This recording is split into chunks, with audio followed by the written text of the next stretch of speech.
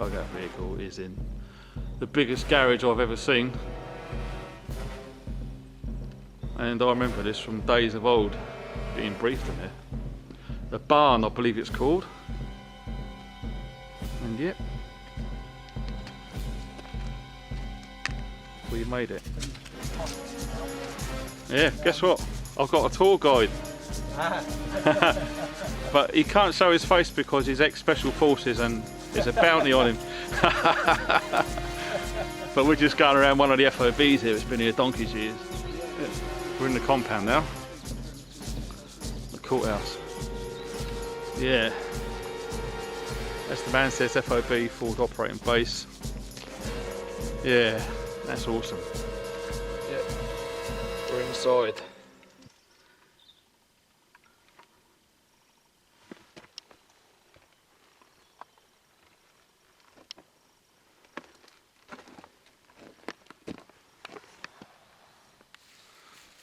Wow. Talk about a blast from the past. But yeah, this is all used, still to this day, for the lads doing their training in urban warfare. And I must say, on the whole, it's looking quite clean and tidy, which is quite refreshing really, because you would have probably been beasted years ago if you left gash about. Rubbish all over the place. Yeah, and this wasn't here when I was here last. Behind me, toilets. Well, we just had a nice little walk from that area, and yeah, this really is a trip down memory lane. Yep, we're definitely in Imber. And from memory, when we used to muck around doing all this training, we used to start from the top with a ladder and clear the rooms, work them down, and you'd have all sorts of barricades inside, barbed wires, doors, etc.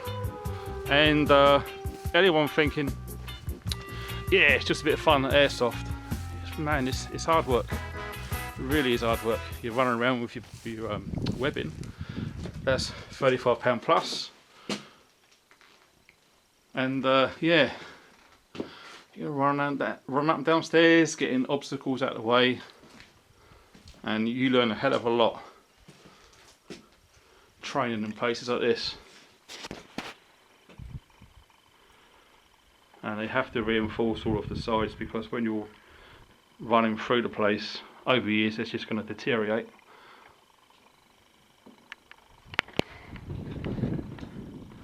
It's just got the old apple and pears in this one, and have a look.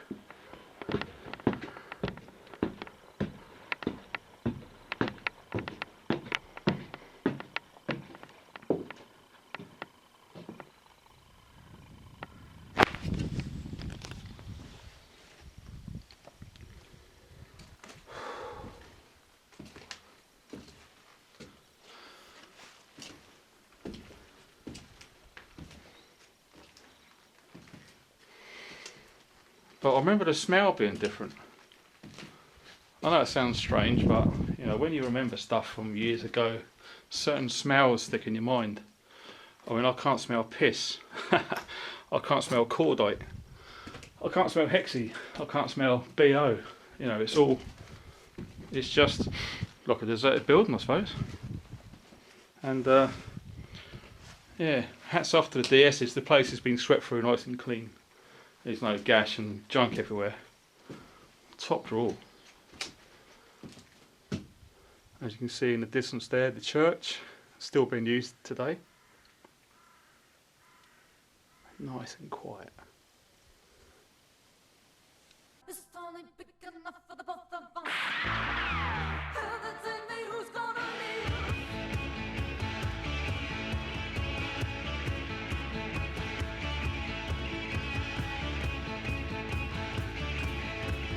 You've got 48 hours to take what you need and move out. Hello. So, 48 hours. 48 hours notice, so 2 days to get your shit and bug out, really. That is literally all they got. Mate, this really is a ghost town, brother, isn't it? It is, yes. The local villagers, probably not a lot alive left, but their descendants have still got the right on death to be buried in the church over there. Oh, that's nice. So, Yeah, they shouldn't take that away, really. no, definitely not. Oh, too right. Unbelievable, isn't it? Yeah, another original. Yeah, when I was here last, 20 odd years ago, you know, I remember, you know, what we used to do here, but trying to reprogram your heads to how it was when people actually lived here for real, before the Second World War. It's a tough gig, you know. You know, kids running around, people putting washing out, doing their day-to-day stuff. And since then, you know, it's all just completely gone, it's soulless, but it does serve a very, very important tool in training. So what you're seeing here is the side rocket pouches you get on the Vulcan II Bergens. Now what I like to do with mine, if I can, is I was lucky enough to find this piece of foam which is put in like a nylon bag, come out of a French parachute. Now all it does is it just protects all of the outside, keeps it nice and straight, you don't get no spiky bits everywhere. And in there I've got me mess tin, etc. Now I've asked a friend of mine to make these bags just right for a mess tin with a little bit of room, and they're really coming in handy. Got me a nice fork and spoon there. Got my coffee pack. I'll need to find some container to put that in one day. What we got? Hexi, of course. My lighter from Age. We got gas as well, and some Scotch Brite for cleaning up. It all goes in there, very nice and easy. Tool, MOD survival knife, and British Army folder knife with fire steel in there. And this is an old ration pack.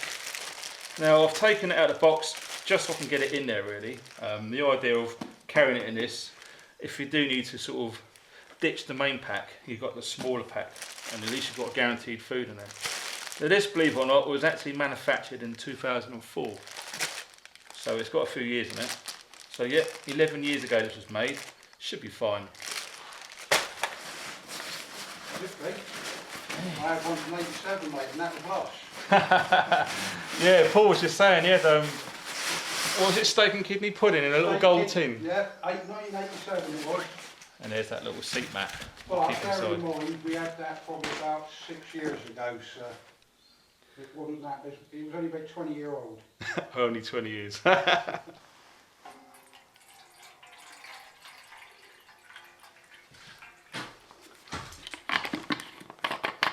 In the video a few months ago, for those of you that are interested in checking out the video. In a grill, mate, of course. Has to be done, doesn't it? The ubiquitous wet. Going old style. Well, what you're looking at here is an old British Army ration pack made in 2004. The ones I remember using, the same as Paul, I believe. I'll put some pictures in now.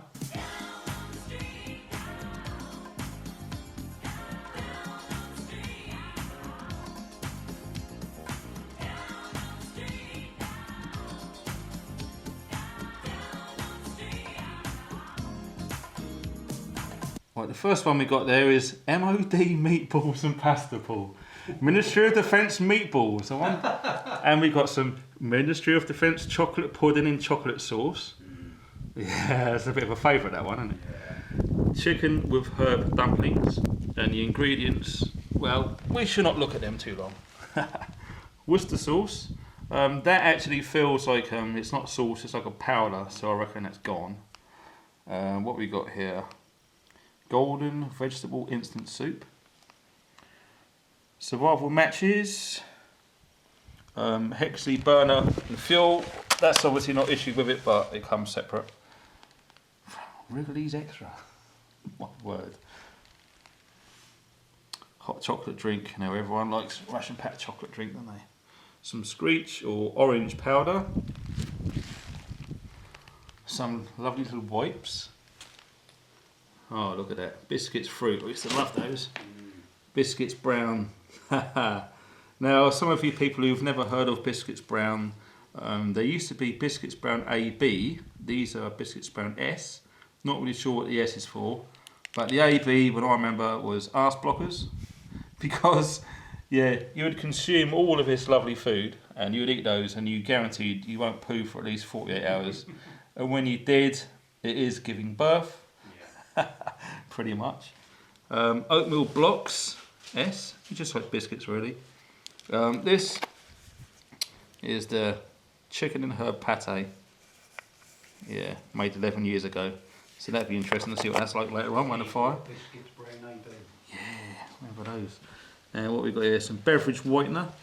Obviously that's not going to go off like milk powder and taste like cheese. Or let's hope so anyway. And we've got some coffee, some single shot instant coffee. I've taken one off the sugars from our coffee earlier. So yeah, you do get 6 of those issued. And a nice big sealed Mylar packet of energy boiled sweets. Instant tea 4 off. Vegetable stock drink, some purifying tablets, and a couple of Yorkie bars there, not for civvies, which is quite funny really. So yeah, that is the contents of a 24-hour ration pack, and you do well to get all of that down your neck in 24 hours. A lot of people don't manage it, but personally I've tried a few ration packs from around the world, and I've yet to find one that's better than the British one. Not being biased, it's just a fact. You do get a lot of nice goodies and a good variety in what you get. What we see here is the old Hexie stove I mentioned earlier. Comes in this waxy bag. Now, I don't remember ever seeing these back in the day. These are a new-ish design. Now I believe these are made to house the Crusader mug, which everyone loves to use these days. So, for now we're just going to sit this out of the way. You keep your fuel inside the stove. Now, an old tip, especially when it's really cold, these can be a bugger to light. They really, really can. So what we used to do is just open them all up, and this is all waxed as well, just sort of try and stop water ingress. Okay, put that down there and clean it up in a minute. Now, you should find the bag just to get in your rations. Take your blocks out.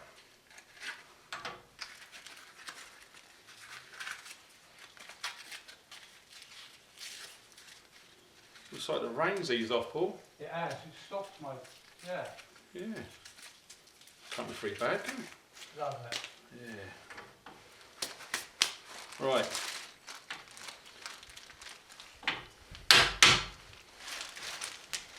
Just break them up, okay? Just makes it a lot easier to light. Now all you do is you just put all your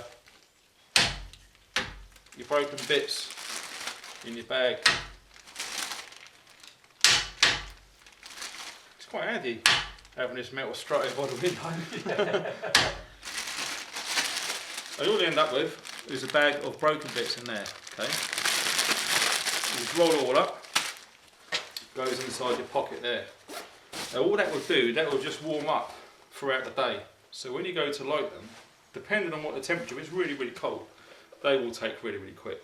If you keep them in their blocks, you keep them in your Bergen or your rucksack out of the way, and they're cold, they take a long time to light, and they're a bit naff. Break them up in bits, start a fire. If you're lucky enough to find dry wood near you, obviously add that to it, keep your blocks back. What you don't want to do is just use up all of your resources at once.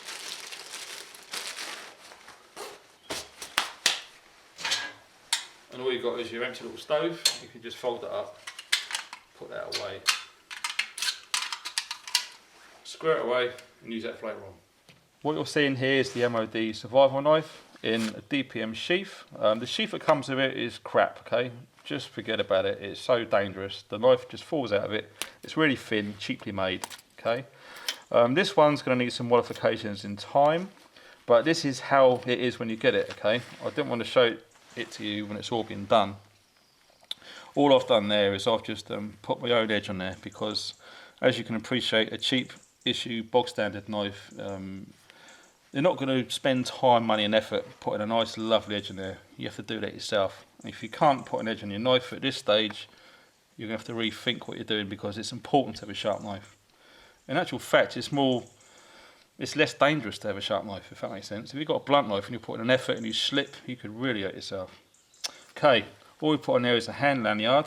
That's just some proper paracord on there. You make it to the right length, you put your thumb in there, you turn it around, and you can hold it. If that flies out of your hand, it's not going to go into your mate, okay? So, that's the MOD survival knife. And in here, in the pouch, always take your fire steel and the striker as well. And that, incidentally, the cord on that has got reflective weave in there, so you can find it quickly. If you drop that on the floor, you shine a torch, you'll see that straight away. Because it is easy to lose stuff out there, believe me, it really, really is. And inside, if I can get it out of this little pouch, is the army folding knife. Now, I had to put an edge on this as well, because this was blunt as arse. And that is very, very sharp now. I struck my knives with a metal polish. So it's not just to make it shiny, it really does make it sharp. Okay, so very, very dangerous, so you look after it. That'll fold back in there. You've got an awesome can opener. Now, I've used loads of can openers in my time, and this is one of the best ones. Same thing, you put a little edge on there as well, make that point as sharp as you can, and that will just pierce through a can so much quicker if you just left it. Okay. And also, you've got the marlin spike as well.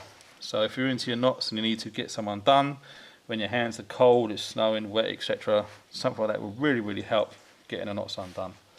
So as a basic little army set, genuine stuff, that will just go in there.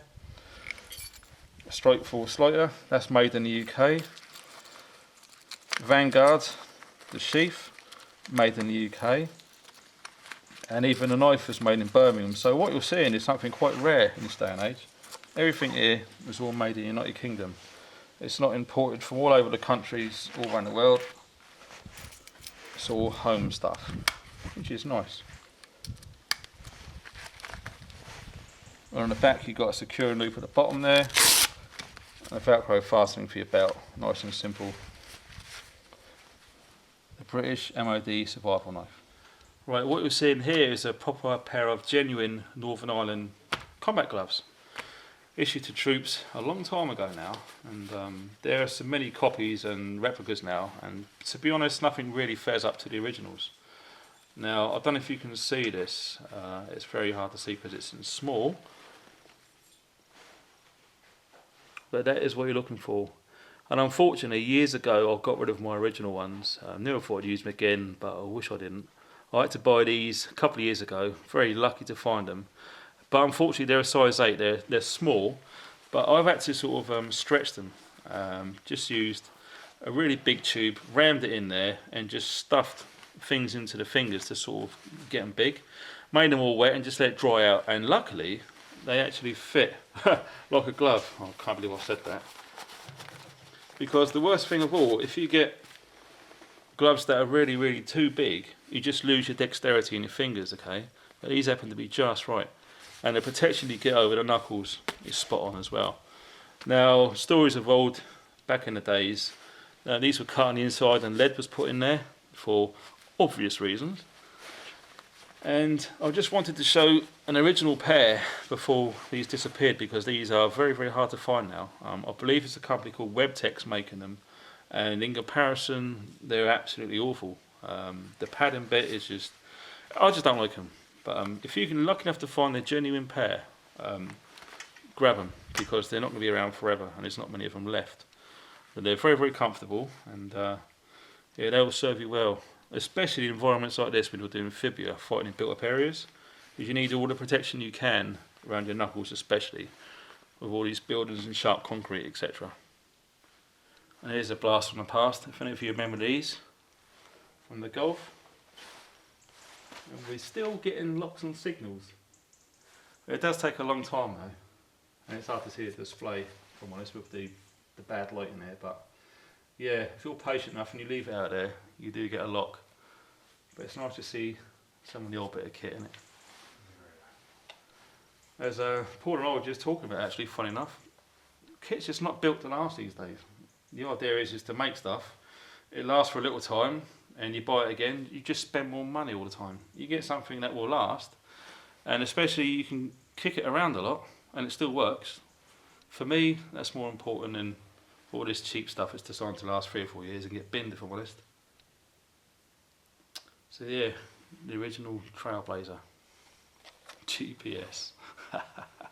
What a tank. Right, we just come into the old school, I think Paul was saying, and straight away we've been looking around and we found the old fireplace. There's a bird's nest up there, and there's another one right at the top there, part of the attic.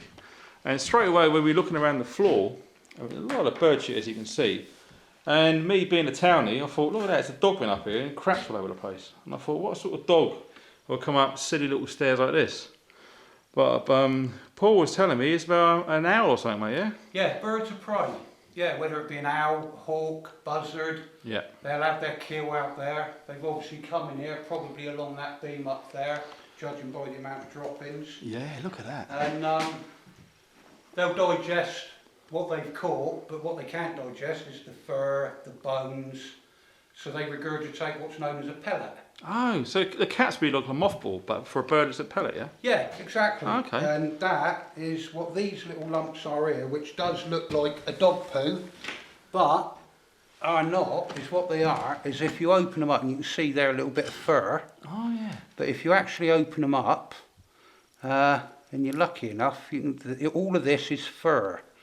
There's a bone there, I've got a bone there, and there's a bone there. Oh, so they're all from game that the animal's been taken? Probably mice, rats, voles, little bone there. There's another bone there. Look. So it's all of that is full of nothing but fur and bones that... undigestible bits from the animal. Yeah, the birds of prey cannot digest. And here we actually have what looks like a jaw of a rodent. There's his rodent's teeth.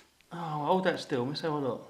That's incredible. So 2 rodents' teeth there, look. So this is actually part of a jaw, probably the bottom jaw of a rodent. And what I'm peeling away here is just fur that's been in some bird of prey's stomach. It's all falling apart as I'm peeling it back.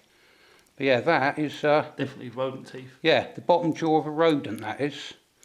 Bloody hell. There you go. Incredible, eh? That's the teeth. Oh, so this is the schoolmaster's building. Yeah, this is where they lived. You can still see the glass on there. Oh, and look at that. Right. It still opens and shuts. It hasn't rusted. What Paul and I was talking about earlier is things made in the UK years ago were built to last. Yeah. And look at that. It still works after God knows how many years. Oh, in that building we was just in earlier with the owl stuff, that was in the 1800s. And yeah, built to last. Look at all these little shrooms. Shrooms behind the Kazi. And there's loads of them. Well, it's a good place for them, there's plenty of fertiliser. Even the slug. Now I know someone who always has slugs in their setups. Shovel recce. And more shrooms. More slugs, more shrooms. Bloody hell, look at them all. They're everywhere. Yeah. And I'll tell you, looking at those, I wouldn't want to eat them. No, they don't look edible, mate. They look a bit iffy. And you can't even eat slugs. I don't care who you are. Don't eat slugs. No. But look. Wow. Yeah, I think what we're walking on now, mate, is Sippy Street. Definitely. Pretty much, isn't it? Definitely. Yeah. Oh, just nice and quiet around here. Nice way to blow the cobwebs away, isn't it? I'll tell you what, it's good not to, I mean, the public can go wherever they wish to, but on places like this, sometimes you can have 100+ people here. Yeah. And it's just like the town's reborn.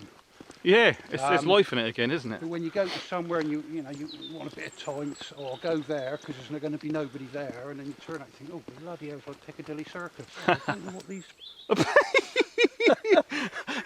Well, I hope they're not poisonous. Oh mate, we're just walking along and we saw these little white berries, right? And I'll tell you what, I've seen them all over the place, and I've often wondered what they are. My mate Paul, bless him, he's just burst one, it's gone straight in his eyeball. So yeah, I hope they're not poisonous, because otherwise I'm going to be one-eyed. Yeah. Wow. I'll do a progress report on that one. Yeah, we'll keep you up to date, but there's loads of them, they're in abundance around here. I haven't got a clue what they are. What time? When are we? End of August. End of August, early September coming up to, and yeah, they're all out. Don't tell me you've eaten one. Oh no, that was a sour blackcurrant. Very sour. And we just stumbled across this in the woods, and that is a quality bit of shelter there. You can easily fit a couple of bods in there to shelter, and it's just so well made and put together. All proper good quality galv as well, with a lovely view. Yeah, made in UK, built to last. I thought we'd go for a nice gentle walk. Take the dog for a walk, but we seem to have lost the dog. I'll tell you what, the views out here, mate, you can see for miles. It is. Beautiful, isn't it? Where is it? Them woods. Them woods there, you can see on the horizon. Yeah. That's Basher Woods. Ah, right. Yeah, that's Basher Woods. Gotcha in your videos. Yeah. Right. We've got a sharp right and a bit of an incline.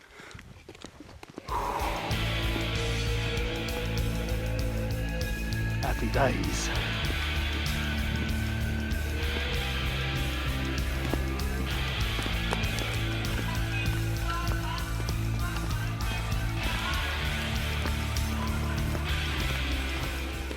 I think I've got one.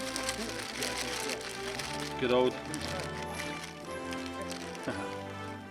Right, we've got a hexy blocks there. So is that a solar one as well? Yeah. Yes, it is. That's the bonus with that one over mine is that sun powered, whereas I can only, well, I can plug this into my solar panel. Well, that's it. I mean, when you charge it up, it gets low. Then you just use the sun to charge it back up again. That's it. Perfect. Oh, the smell of hexy. Oh, I've forgotten how bad it is. Comes flooding back. Look at all the little firing off everywhere. They do, don't they? They spit, especially when they're damp. They do, man. They're popping off all over. I don't know if it's picking up on the camera. Yeah, this is proper going back in time, this. Not to be used in an enclosed situation. Yeah. Used by the lighter. Put that away somewhere safe. Yeah, another hand addition, and I only use it if I'm grange dwelling. Oh yeah. Little cotton balaclava. Stops the bugs from climbing in your ears at night time. That's a good point. Yeah. Yeah, I don't use it in the hammock, but I do use it if I'm grain dwelling.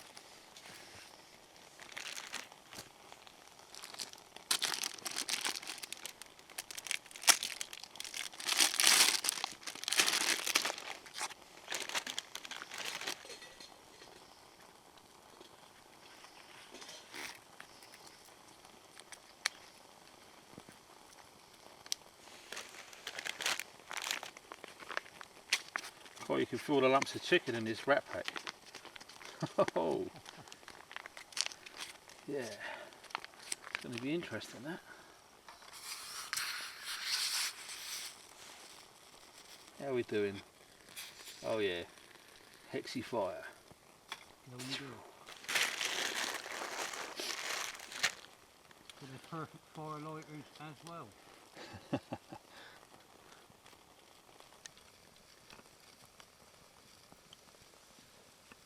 Well, I don't know if you can see that in there, but this stew looks perfect. There's nothing wrong with that.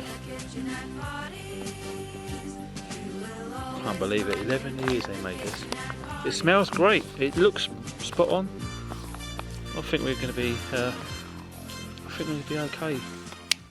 Alright, it's round 2 because that one didn't touch the sides. So. Get your spoon in there, Darren, when you're done. Oh, mate. We're going. That's going to go down there.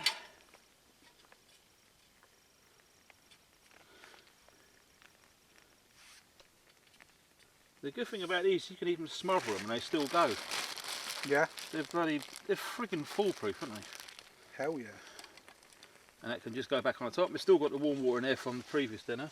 We've got a little creature in there. Oh, he just jumped off in my face. I thought he's about to meet his maker, but he just jumped in my face. That was funny. Yeah. And we got round 2. This is going to be MOD meatballs and tomato sauce. Right. The time is coming up to 2200, so it's getting late. The rain's starting to fall. Not a problem because we're prepared, as you do. And look at this. It's 11 years old. I just want to see what they're like inside. Oh, I made the right pigs here of this, haven't I? Look at that. Looks fine to me. Oh, sorry about this blurring like how. There you go. But yeah, it's fine, isn't it? All I'm showing you is the truth. Smells like chocolate. Yeah. No flavour difference whatsoever. Happy days. Right, I've got the through night, and yeah, I'm going to call this the daylight torch, because it is. 6,500 lumens just blasted. Sorry, mate. I forgot this goes out at 180 degrees sideways, and it just like burnt his retinas out, bless him. But yeah, we're under the old DPM basher. Paul's got the MTP one over there, just a few feet to my left, and we're just enjoying the Wiltshire weather. Lovely. Right, it's 01:30 now. Paul and I have had a nice old chat, as you do, and the rain's been coming and going, and as you can hear, it's eased right off now, so it's time to turn in. And yeah, that little candle that Ken K-Jumper1 gave me, use that a lot, and when it runs out, I'm going to scrape it all out and I'm going to fill it up and keep using that, because that is a really good bit of kit with a lid there. Just love that. And of course, just set it on the hexie away from anything. If it gets tipped over and catches anything, like, it's pretty stable on that, so that's doing well. Got the old glow stick hanging up there, so when it's proper dark, you can at least see a little tiny bit. And a little rule of thumb is I'll get my keys there, and the other side, that is obviously reflective on that ring, but the other side is the glow in the dark piece stuck on there. That was given to me by Alpha Bushcraft. I'll give that a big juicing up with that 6,000 whatever lumen through night torch. That's charged up now for night time, and my little beta light on there, so always know where your car keys are. I'll just saying to Paul, there's nothing worse. Can you imagine packing up, can't find your car keys? Oh, in a place like this, you do not want to do that. So I'll always charge that up. I leave that right by my side, so I know where it all is, and we're all good. But now all the lights are on, all of the insects are buzzing around, so I'm gonna leave you with that one, and I'm gonna turn in. So I'll catch you in the morning. Sweet.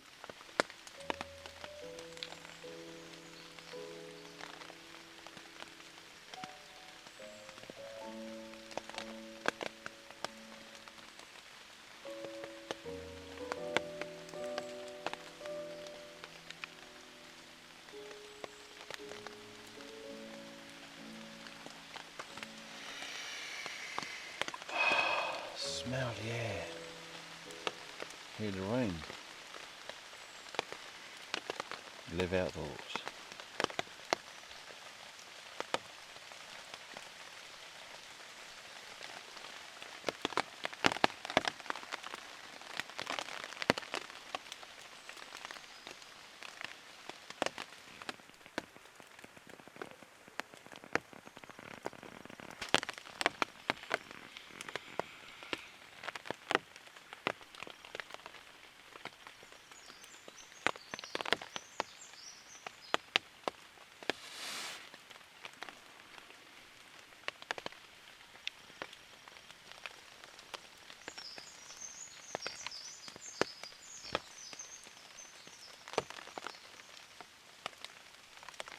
Well, look, for breakfast,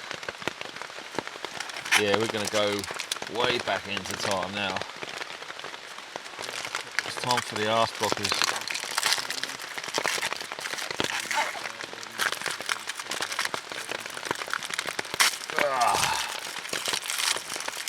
Yep, these are still perfectly fine. They break nice, that's good.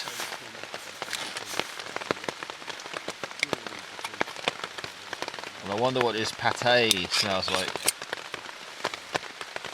It's fine. I can't believe that. Wow.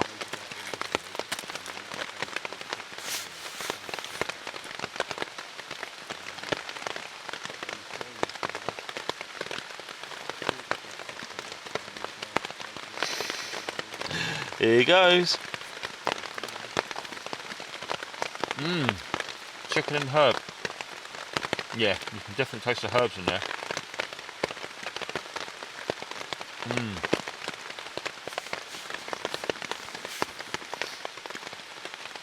Living a dream.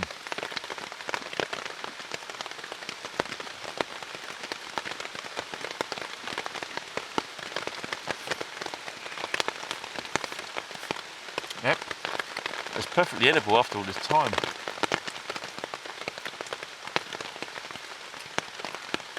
Thumbs up from me. Well, it's time for some Screech, or energy drinks, if you want to call it that.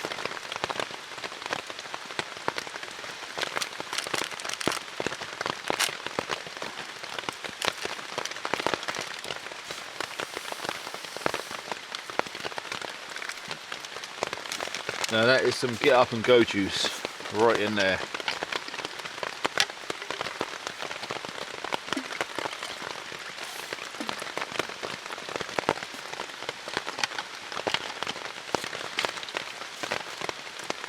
Yeah, there we go. It's time for some get up and go. Full of beautiful natural colours without any preservatives. Ha ha ha. Yeah, okay. Very nice. Peter, where'd you get that cow? Oh, that's a silly question, Lois. I bought it so we can have fresh milk every day. Whoa, boy, that Red Bull's some strong stuff.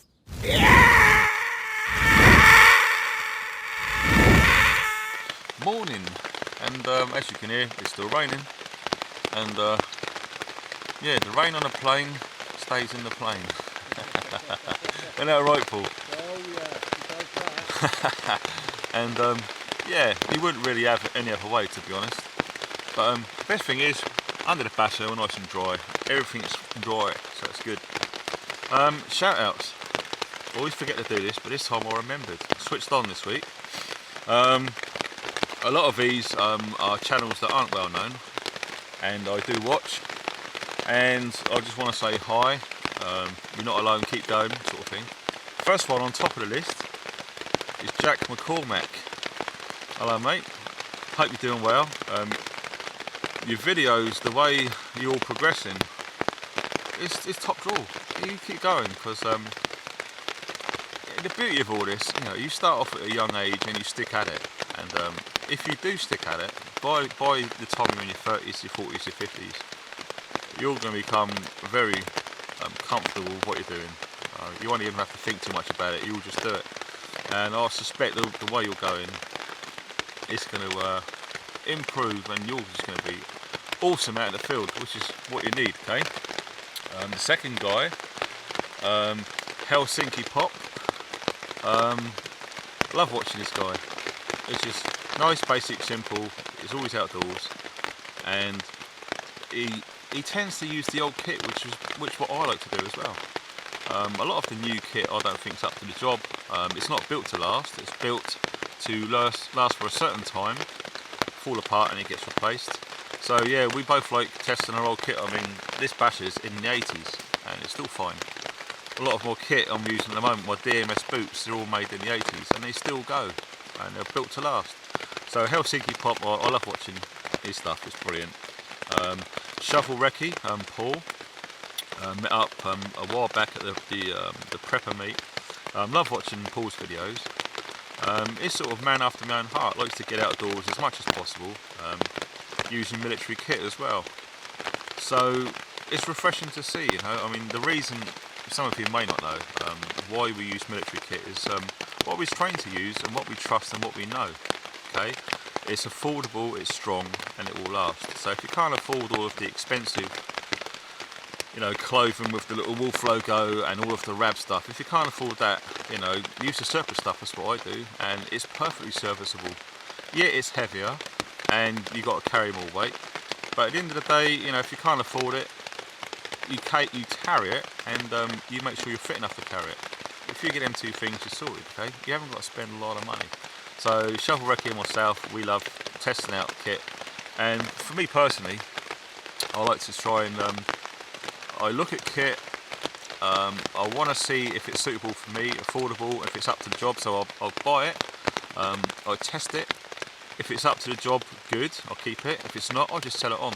Simple as that. And that's what it's becoming, you know. You're trialing all these different kit, and not all of it is up to the job. Some of it is, some of it isn't. So yeah, me and Paul like to do videos like that. Who's the other guy? Now this guy is quite well known over in Canada. Mike, Bushcraft Bartons. Love watching Mike's videos. It's the sort of channel is, you know, I find myself, I'm going to stick YouTube on. I want to watch a video, and I want to just unwind and relax, and to learn as well. I mean, this guy, what he doesn't know about bushcraft is excellent. I mean, he's one of the only bushcraft channels that I like to watch. I mean, all the others, you can just tell that they're too perfect and they're too Raymersy, and it's so samey. I don't tend to watch a lot of bushcraft stuff because it's all repetitive.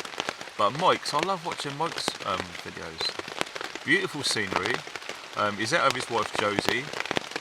He's doing everything for a good cause, and is a good man, is Mike. And I learned so much from Mike. And Bushcraft Bartons, definitely worth a watch. Okay. Now this guy, he was on the TV program doing the prepper stuff like myself, and it's Malk. Now I've got to read this. John J. Rambo 5 1s 11111. If you want to sort of an insight into trapping animals and survivally sort of stuff, not just bushcraft and spoons or whatever, proper outdoor survival things, definitely definitely on the budget. There's no expense put into this, and it's very refreshing to see guys use what's around them and do it how it should be done.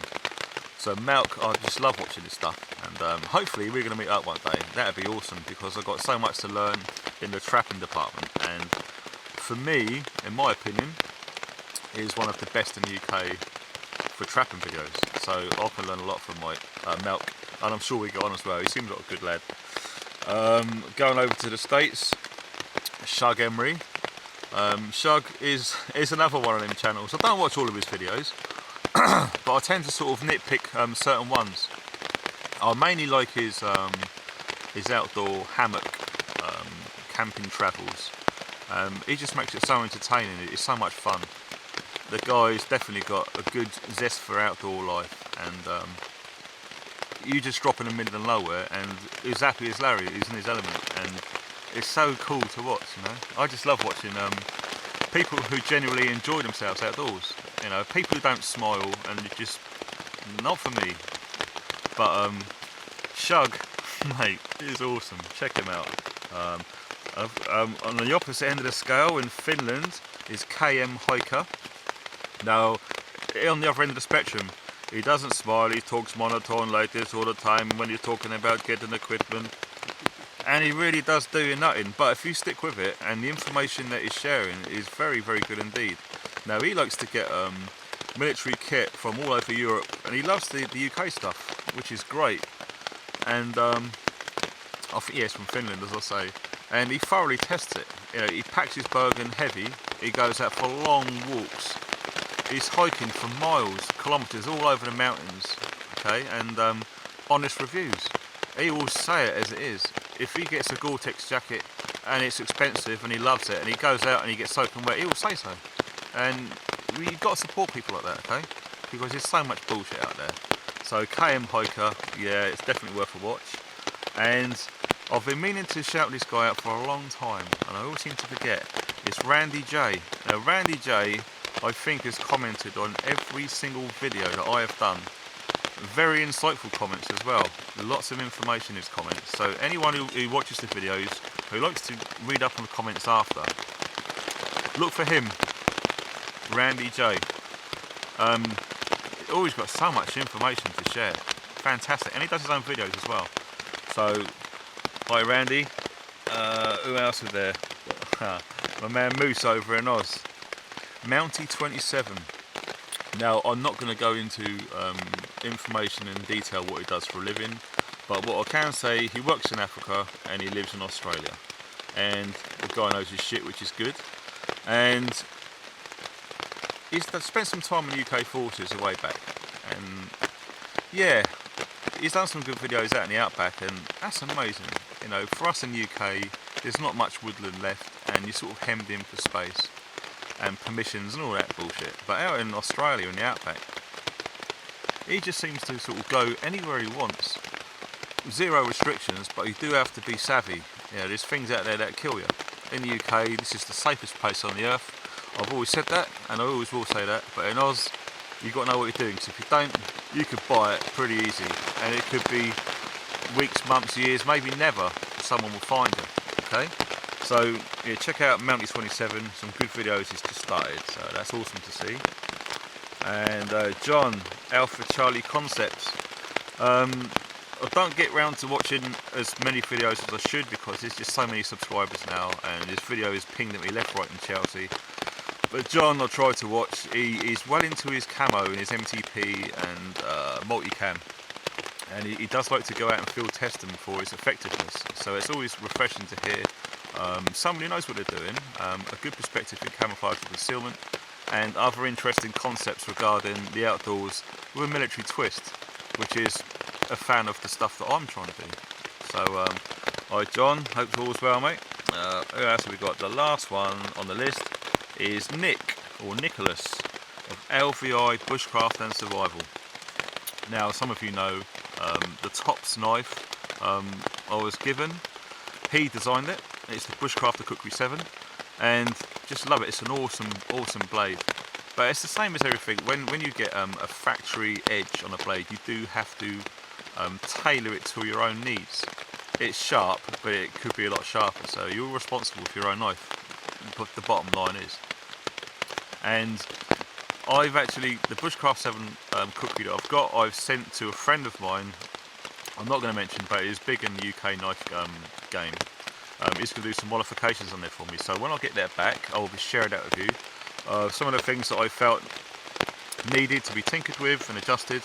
I haven't got the tools in the workshop and the sewing machines and the leather and all that myself, and I can't really afford to start investing in it and using up more room, time and money. So I just sent it to someone who really knows their shit, and he's going to sort that out for me. So Nick, he gets out and does his own videos as well, the wilderness all over America, and he goes out, not for one night, he goes out for a few days or a week, maybe more, and he films it all. And mate, if you're into your bushcrafting survival, it's really worth a watch. You know, the guy's got a lot of knowledge to share, and he's been there. You know, he's done his time and he knows his stuff. So for me, I just like watching stuff like that with people who are totally genuine and really know their stuff. And it's just a good way to learn knowledge. So that's my shout out. So I thought I'd do that before I forget, because I keep forgetting. So I actually wrote it down and got it done. So yeah, nice one. Well, what you can see here, I don't know if you can see it, it's quite dark in here, is a DMS boot, or combat high boot. I was issued a pair of these back in 1989, and been a long time, and I've revisited them.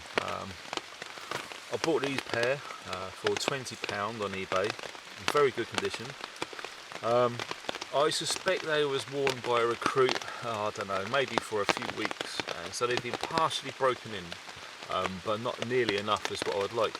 So what I done is I took the insoles out, and I just filled up the sink with hot water from the tap, as hot as it could go, and submerged them both in there, left them there for about 15-20 minutes, took them out, emptied all the water out, put them out in the garden, and whilst they were still hot, I just jammed loads and loads of screwed up newspaper inside, okay, and I just got some snow seal, which is basically beeswax, good quality beeswax, and I've got my on brush and I just rubbed them all over, lots of it, and I just left them indoors, out of the way, for 24 hours or so.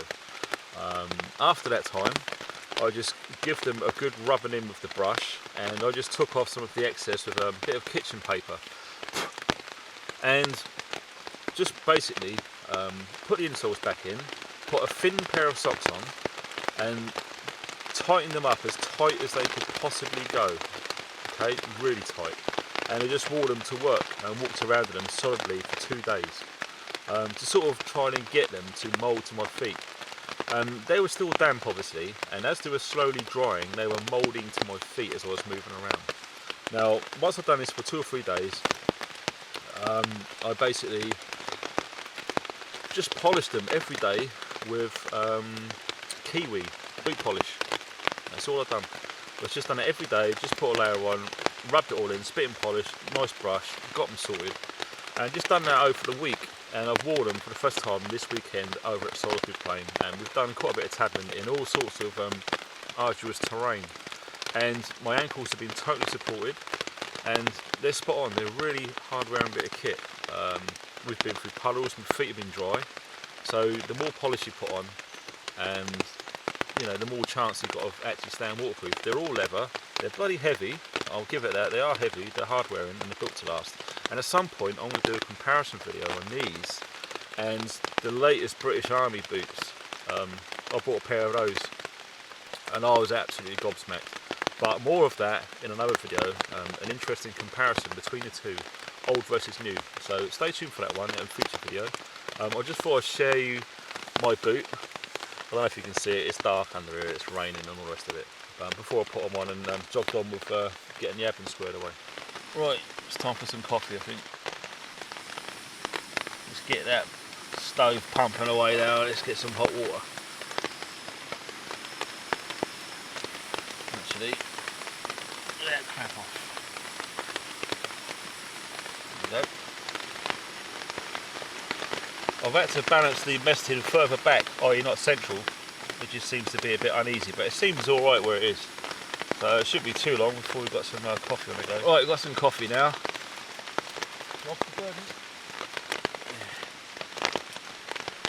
That is awesome.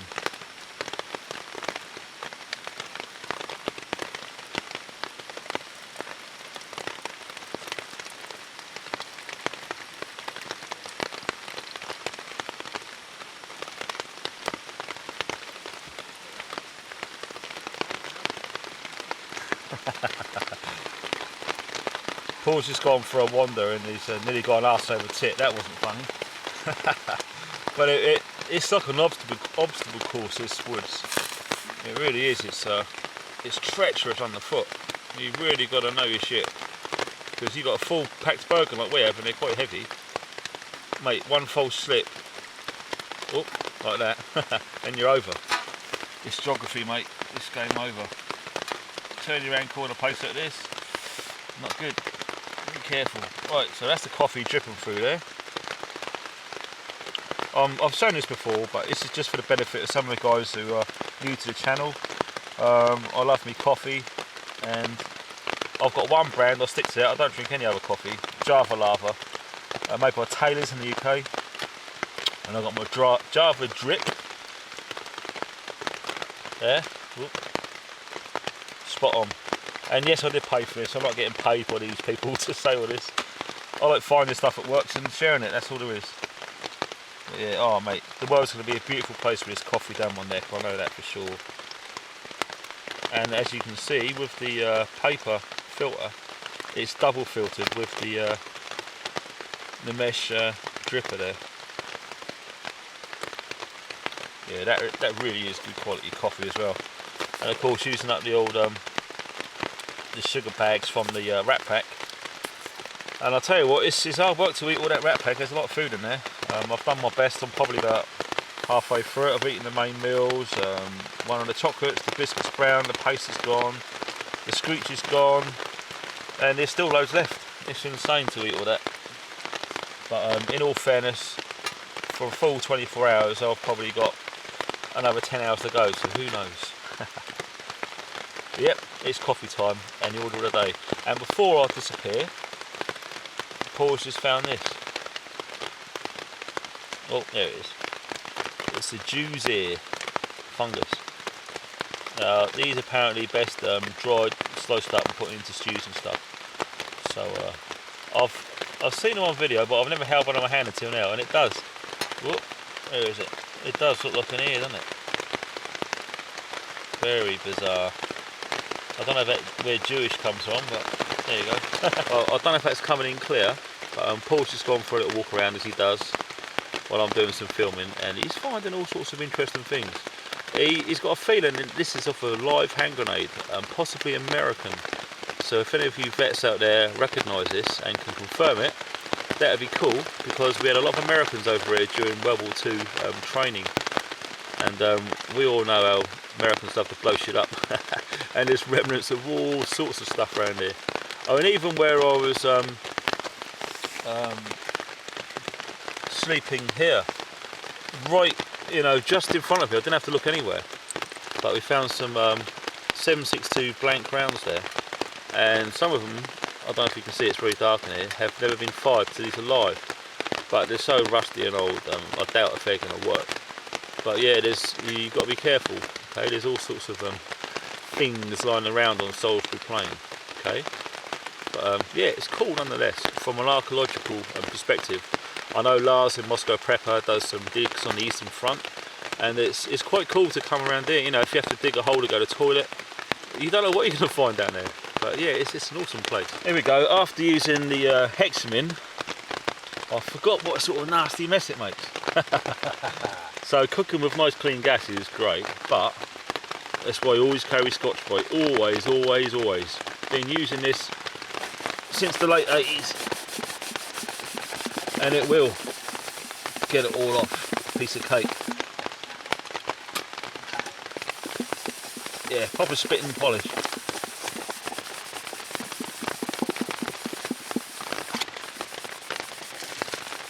Right, at least I know it ain't live. It's looking good to me. We've got something interesting to show you in a minute, by the way, once we get this cleaned off. Look at that. It doesn't take long. So all that ensures is when you square it away, it's not going to get all your kit manky and stuff, you know. It doesn't take long, as you just see. I always try to sort of drum it into it, to just clean it as you go.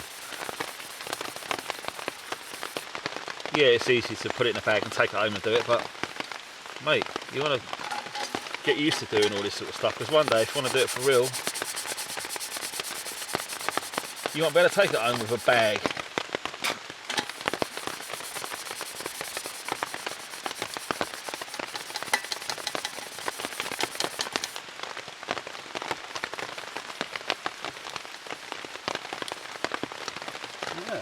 Yeah, that's most of it off. That'd do me. And look what Paul just found.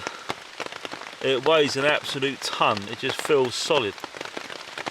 So we got no idea what it was or what it is. So we're going to try and give it a bit of a clean. It's a grenade of some sort. This is straight out of the ground, isn't it? Yeah.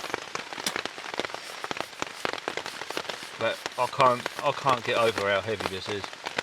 And it says, it's very, very hard to read. It's just writing. You can see that on there. Not sure what it is, but Paul, how heavy is this? It's got to weigh 3-4 pounds. Yeah, easily. It just feels like a big lump of lead. You know, roofing lead. Yeah. Well, you got to be a strong guy to just lob that. I think that might be a thermite grenade. Oh wow! I don't think it's going to go off on my hand, is it? No. I think it's full of dirt. I poked a stick through that hole there, and it's all coming through. Well, there's no visible markings on the side. But I'll tell you what. Let's have a look on the bottom. Because you never know until you give it a bit of a clean up. That's it. You never know what you're going to find on the plane, mate. You never know.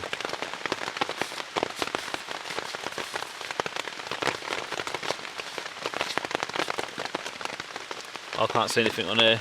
Maybe the camera will pick anything up. No idea. Bloody clueless. But no, it's bloody interesting. If it weren't so heavy, I'd stick it in the rucksack and take it home and go with the rest of them.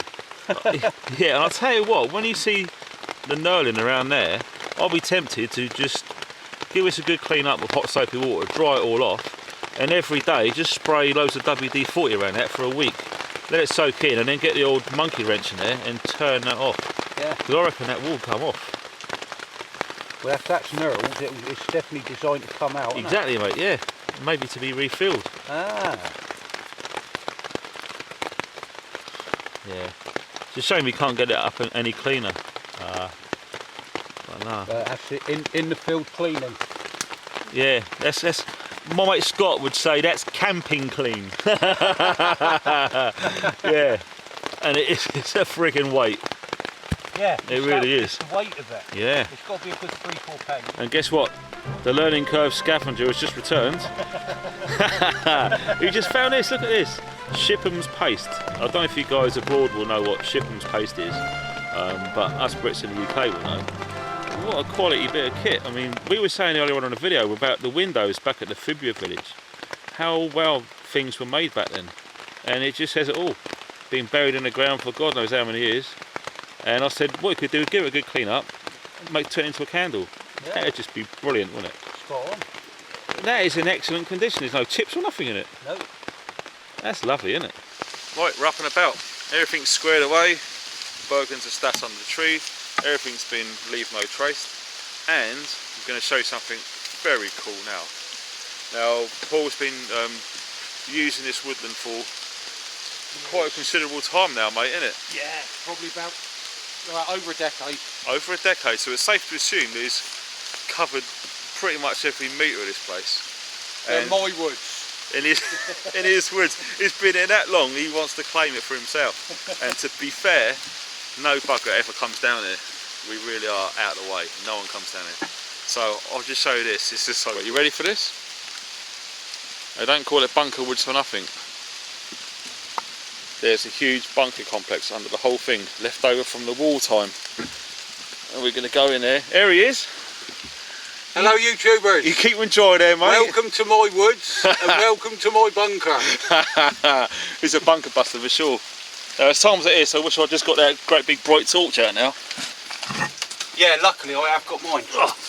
Oh mate, this is pitch black. But this, wow, this brings it back. There we go. And yeah, this is your typical fire trench. I remember doing something very similar to this over on the Welsh hillside in a live fire exercise with the Gurkhas. And we made a 2-man fire trench, but it wasn't as big as this. This is so well made as well. Look up there, you got all the beams. Unfortunately a bit rotten. Yeah. But yeah, considering its age. Definitely. And this really will keep the elements out, mate. I mean, there's no yeah. drips in here at all. No. And down here, look, he's got a nice big stash of firewood. Bow drill. Haha, look at that. Yeah, oh, it's safe to assume he's one of these bushcraft preppers. Yeah, look down here. Don't know if you can see that. Yeah, that goes on for quite a way. Move the front backwards and forwards and it'll... Well, can you see that down there? I don't know if it's picking up because it is really dark down there. We're really out of the elements. But yeah, you can go right down the bunker complex and go on all underneath this woods. And look at the condition of it. Some of it is amazing. I mean, when was this constructed, Paul? What do you reckon? 50s, 60s, 40s? I'd say 70s or 80s. 70s or 80s? Oh, it's recent, is that, eh? Okay. Yeah. So probably Cold War training. Yeah, probably, almost definitely. I'd say so, yeah, in that era. But yeah, that goes on all the way down there. And I would guess that's probably about 5 foot, about Gurkha height. So you've got to crouch down when you're walking down it. Yeah, 6 footers like us, we're just going to get our heads knocked off. But it goes on for quite a way. And down he goes. I don't know if you can see that down there. Just the silhouettes. Wow. And off he goes. He's going to the ERV, Emergency Rendezvous. There he comes. He's just coming back from all of the way down there. How is it? Still holding up all right? Yes, it is. Yeah, there's a couple of drips coming through. There's a little bit of pressure on one or two of the sides, but she's holding out all right. And there's some weird cave spiders there with some big white nest things hanging off the roof. Oh, isn't that nice? Yeah. So you are not alone. Yeah, as you can see, it goes downhill, it goes deeper. Yeah. Fantastic. Wow. So yeah, you know, having something like that, you know, some people might say, well, why don't you just camp under that? You could have, but you also run the risk of it collapsing. And if it collapses on you, no one knows you're here, you're screwed, mate. You're never going to get found, okay? So we don't care about the rain anyway, skin's waterproof, so we kept it outside. And that's right. But yeah, that is pretty cool, isn't it? Right. Yeah, we're inside the trench. Oh. Wow. What a place to bug out to, eh? Yeah, here's a little drip that he said. Nothing major.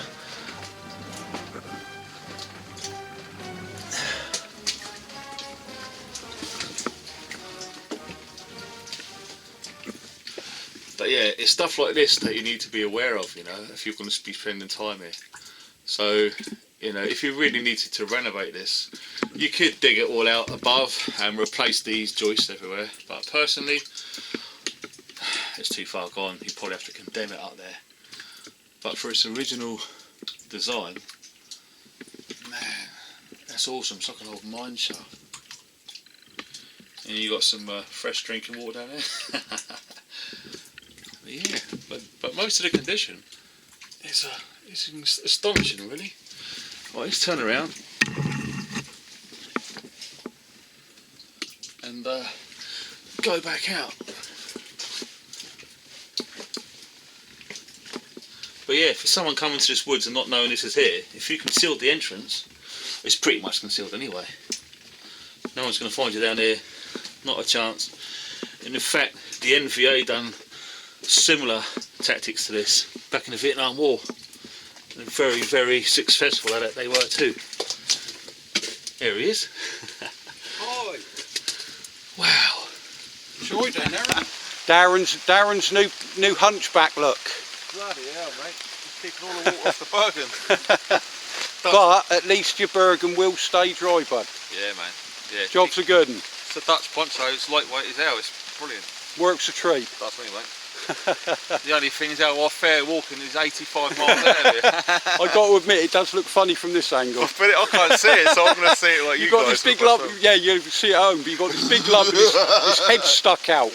Quasimodo chasing proper the Notre Dame there. Yeah, it's like, yeah, look, Quasimodo chasing the kids down the street. I ain't got your fucking ball. Right, we're heading out of Bunker Woods. There's another remaining of a trench along there, look. Yeah, there's remnants of like tunnel networks everywhere. That's the bunker under there. You can't see it obviously now because it's so overgrown, but when you're here with your own eyes, you can see the formations in the ground showing that there's complexes underneath. That's what I was saying to Paul just now actually. We was thinking, you know, this woods was pretty much dedicated to training soldiers into taking out bunkers. There's tripwires everywhere, there's bunkers obviously, machine gun nest. And that's the tunnel that goes up there to that other bunker. Oh, right. And this is obviously collapsed and fallen in. Well and truly, unfortunately, this one, yeah. Yeah. I'm sorry if you can't see much, it's really dark, but it is heavily under a canopy here. Yeah. I'll tell you what, this one could be redone because it's already open and that. All you've got to do is take it all out, get in there and just start rebuilding it. Yeah, yeah. This one could be sorted out. Yeah, we want to get like a team down there and get them all to help out, don't we, mate? Oh yeah, definitely. Yeah. Spot on. That would be, yeah, that would be spot on. Right, after you, sir. Okay.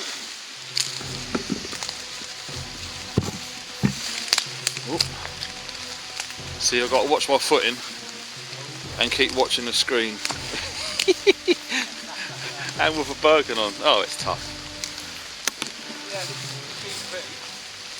Come on, post. Ugh. That's obviously the entrance. Right, we're going to get up here and have a look. God, stinging nettles everywhere. Gotta love him. Wow. It's taking a direct hit, isn't it? It looks like it. It does, mate, doesn't it? But it's That's proper well and rotten truly out. collapsed, that one. Yeah. And somewhere under all this there will be another Another mound tunnel over there. going probably into that complex over there. Yeah. It's a brilliant place. I've never seen nothing like it myself. Right, we just exited the woods. Point of reference, Lone Tree.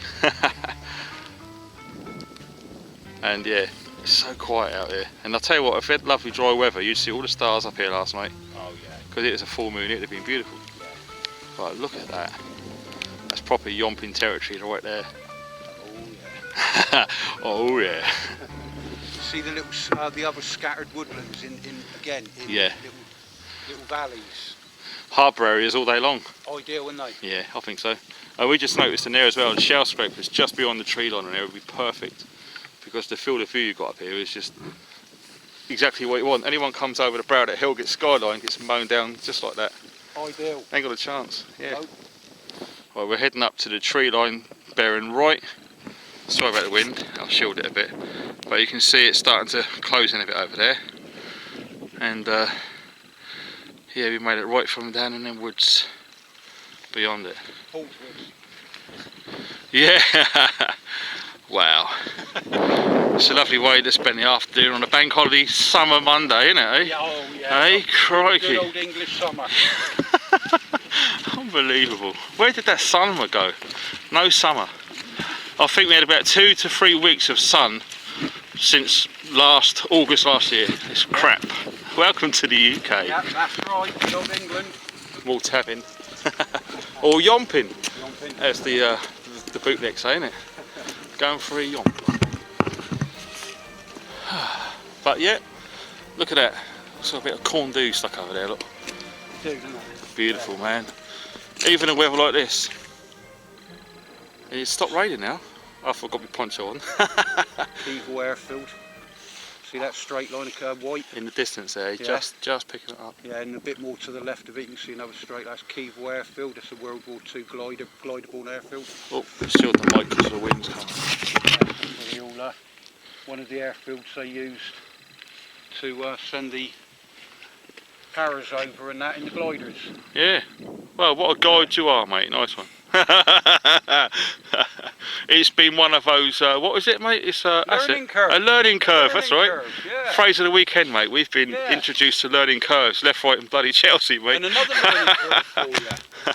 This area we're stood on now, mate, is the birthplace of the English. This is where, what's his name? What's his name on it? King, can't remember his name, defeated the Vikings. Right here. Yeah, somewhere around here, in this, between, say, that hill there and that woods there, is where they had a major battle with the Vikings. It was a running battle. The Vikings had some, you can see the remains, a few miles in that direction. They had a fort, a Viking fort. Yeah. And we chased them all the way over to there. We had a main battle in Eddington. Yeah. Which That's in them right, days was known as Ethandune. Okay. And the battle took place in 878.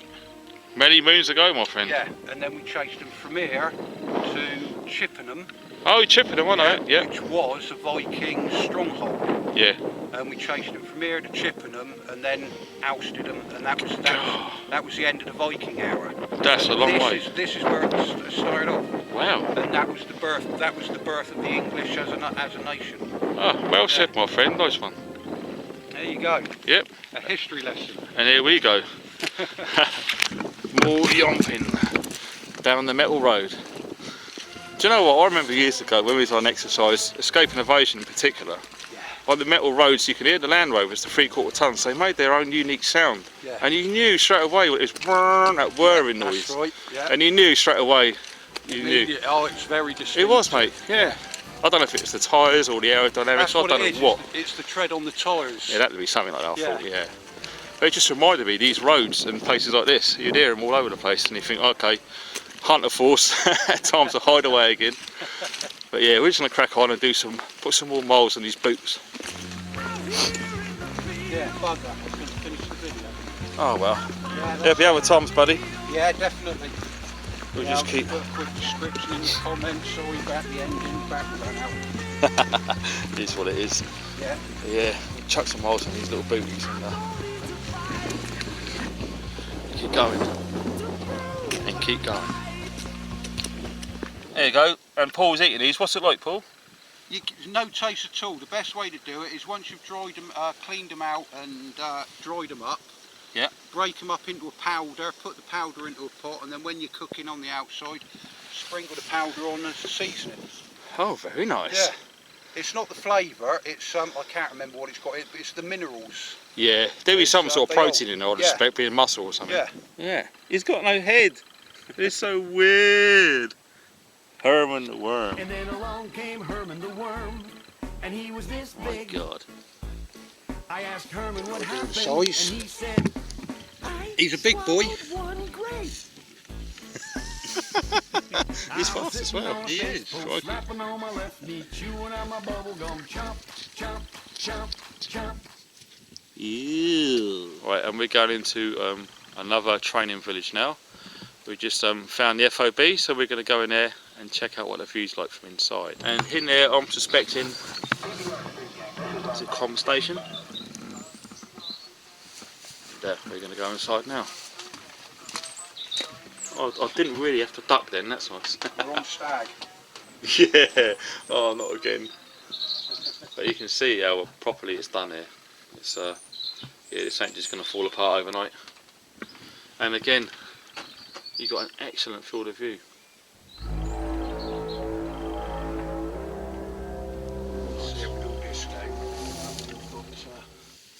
And look, Perfect. this is a happy place.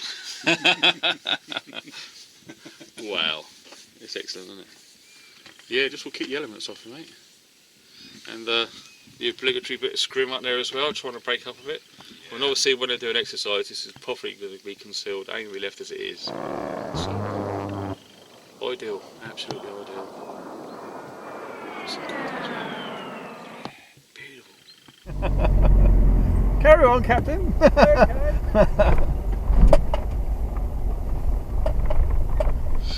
Well, that's the end of it. I'm sorry it cut a bit abrupt and a bit short, but it's just been one of those things. It just went so fast, you know, and had an awesome time. And Paul, what a lovely host, what a brilliant person, mate. We had a cracking time, and congratulations are in order.